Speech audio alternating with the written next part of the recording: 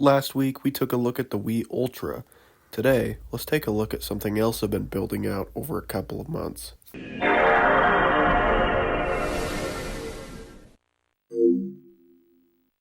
The first thing of note is the receiver. It's an Onkyo TX8011. It's not the most advanced receiver in the world, but it gets the job done for me. The input buttons are in a row on the front of the unit, with 6 different inputs for different devices, with a green VFD display front and center. Using the direct tuning button, you can type in the radio station you want to go to, or save it as a preset using the keypad. It has 2 separate speaker circuits. I use one circuit for my speakers and one for my subwoofer. You may have noticed this Android phone sitting here on top of the unit. What's that for?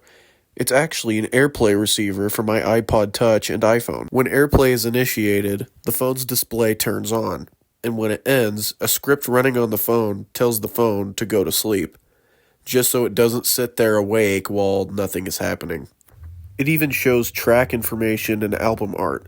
It also sounds really good, and I recommend trying this if you have an old Android laying around. It also shows up as a Chromecast audio, which is pretty cool for compatibility.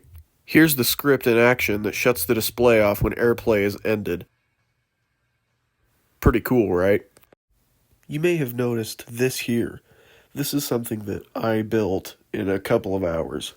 It converts 2 stereo channels into a single stereo channel because, again, this unit doesn't have that many inputs.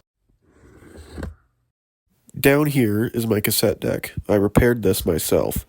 And as a Dankpods fan, it legally has to play Scarlet Fire.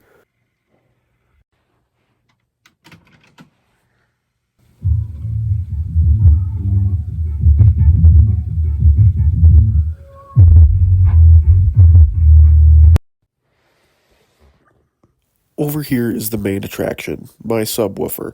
It's actually a Logitech Z606 that I sort of modified. The subwoofer amplifier that's in here is extremely weak, so I connected up a separate amplifier to the thing. It's also the processor for all of my surround sound speakers, because yes, this is a surround sound system. Ignore the forbidden spaghetti. Thanks to that separate sub-amp, this thing actually sounds amazing. The bass is huge out of this thing. Speaking of surround sound speakers, these are everywhere in my room. The 2 front channels are mounted close to the ceiling to give a really wide soundstage, and there's a center channel right above my display. These are Pioneer speakers, and they are incredibly crisp. Wouldn't expect this kind of audio out of this small of speakers, but it's really good. It's time for an audio demo. Put on your headphones and just watch. The bass is amazing, but it's also really spatial. I know the screen is blown out. I'm still learning how to use Final Cut camera. This quill is going to power my masterpiece. Let's light this candle and see who comes a knocking.